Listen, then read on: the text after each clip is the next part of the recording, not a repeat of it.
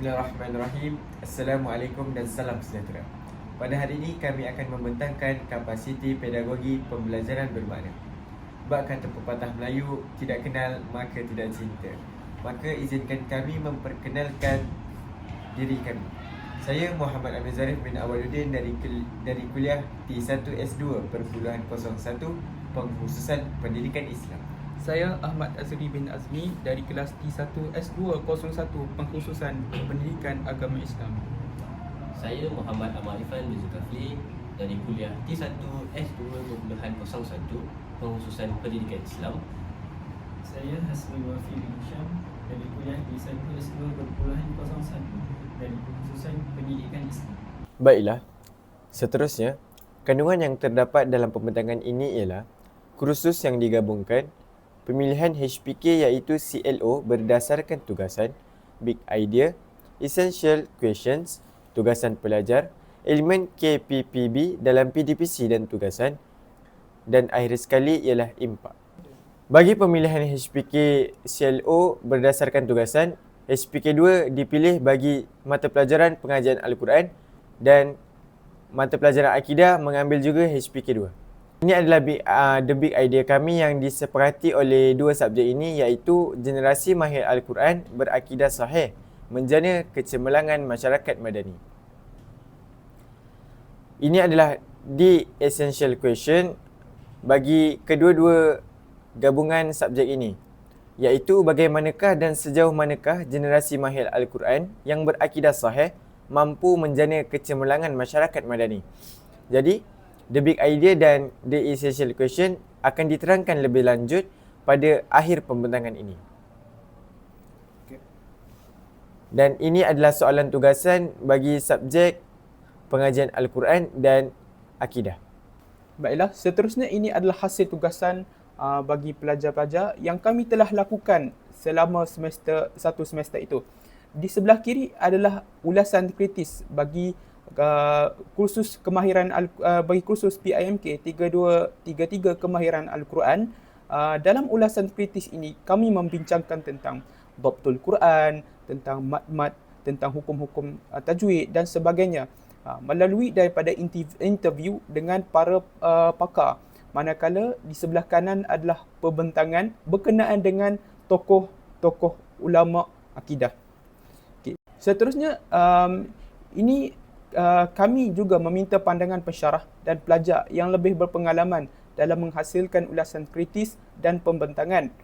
Kami membuat refleksi dan penambahbaikan terhadap ulasan kritis dan pembentangan berdasarkan maklum balas yang telah diberi.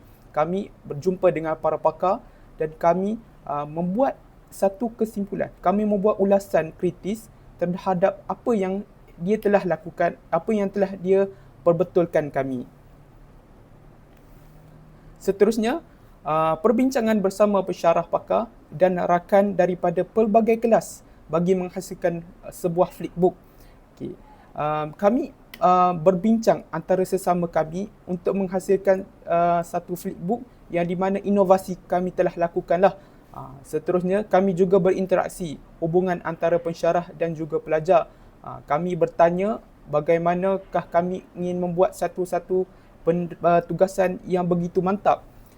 Seterusnya, kami juga melakukan eksplorasikan diri tentang etika digital. Salah satunya kemahiran dalam melakukan rujukan. Bukan bermakna kami mengambil daripada rujukan yang tidak sahih ataupun kami menggunakan rujukan tanpa refer balik kepada apa yang kami rujuk tersebut. Itu dikira tidak menciplaklah apa yang satu-satu penyelidik telah lakukan. Okay. Kemudian kami melakukan eksplorasikan diri menggunakan Google Scholar bagi mencari maklumat yang berkaitan dengan penghasilan ulasan kritis dan juga pembentangan. Baiklah, seterusnya, bagi slide ini, model reka bentuk pembelajaran murid menekankan aspek analisis bahan dalam proses pembelajaran. Pelajar digalakkan menilai, membanding dan memilih maklumat yang relevan bagi memastikan isi tugasan mendapati objektif pembelajaran. Selain itu, kami juga merujuk pelajar tahun akhir Pengkhususan Pendidikan Islam untuk mendapatkan panduan dalam penghasilan pentaksiran berterusan bagi mendapatkan lagi ataupun dapat meningkatkan lagi kualiti pentaksiran berterusan kami. Kami juga dapat, melalui proses ini, kami juga dapat mengembangkan pemikiran kritis dalam membuat justifikasi serta hujah yang tepat. Baiklah, slide yang seterusnya.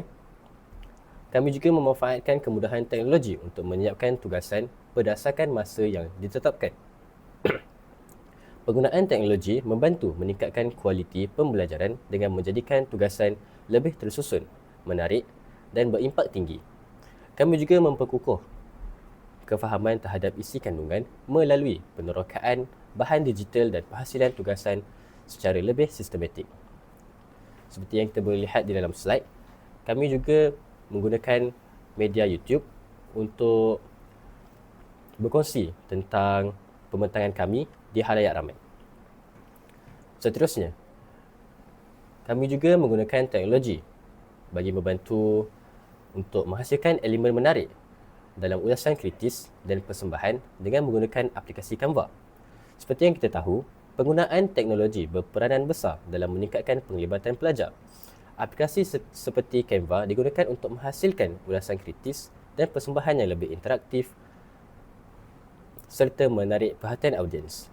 Melalui pendekatan ini, pelajar menjadi lebih aktif, bermotivasi dan terlibat secara langsung dalam proses pembelajaran.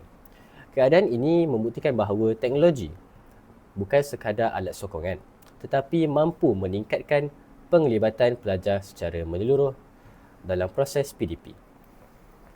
Baiklah, seterusnya.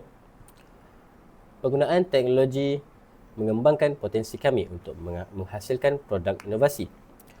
Kami bukan sahaja menyiapkan tugasan untuk penilaian kursus, malah mampu menghasilkan produk inovasi seperti flipbook digital dan bahan pembelajaran yang interaktif.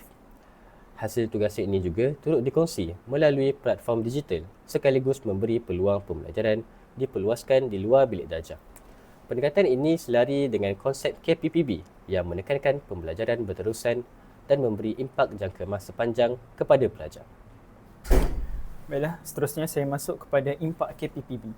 Yang pertama, apa yang boleh saya kongsikan, pelajar dapat belajar secara inquiry dan mencari bahan di perpustakaan dan laman web berkaitan 6C, antaranya critical thinking.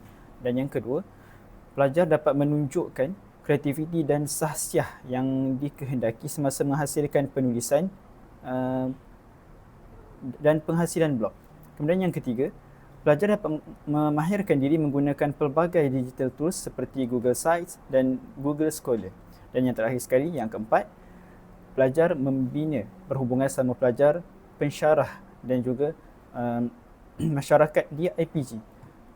Jadi secara kesimpulannya, apa yang boleh saya simpulkan di sini, perkaitan antara akidah dan kemahiran Al-Quran itu sangat berkait rapat. Yang mana bila mana pelajar mempelajari dan menguasai ilmu kemahiran Al-Quran itu, tidak kiralah daripada sejarah penurunan Al-Quran itu sehinggalah kepada kaedah pembacaan dan Al-Quran, pembacaan dan penulisan Al-Quran itu, mereka dapat menghayati, memahami bagaimana penelitian dalam menjaga Al-Quran itu sangat berkait rapat dalam kita menjaga akidah kita, kefahaman kita terhadap akidah yang sebenar lah. Kerana apa? Bila mana Al-Quran itu tidak dijaga, akan berlakulah kesalahan dalam pentafsiran Al-Quran itu sendiri yang akan menyebabkan kesalahan makna ketika mana kita menghayati ayat Al-Quran itu, dan secara tidak langsung itulah menjadi punca ataupun asbab rosaknya akidah umat manusia pada hari ini. Jadi pentingnya kita untuk mengaitkan kedua subjek ini dalam pembelajaran. Kerana apa? Kerana itu salah satu cara untuk kita ilmu baharu, ilmu yang dapat meningkatkan sahsiah diri, memperbaiki kualiti khususnya sebagai seorang pelajar. Jadi sedikit itu apa yang saya dapat kongsikan berkaitan dan kepentingan antara kedua subjek ini, bagaimana ia saling berhubung kait dan memberi manfaat kepada semua pelajar.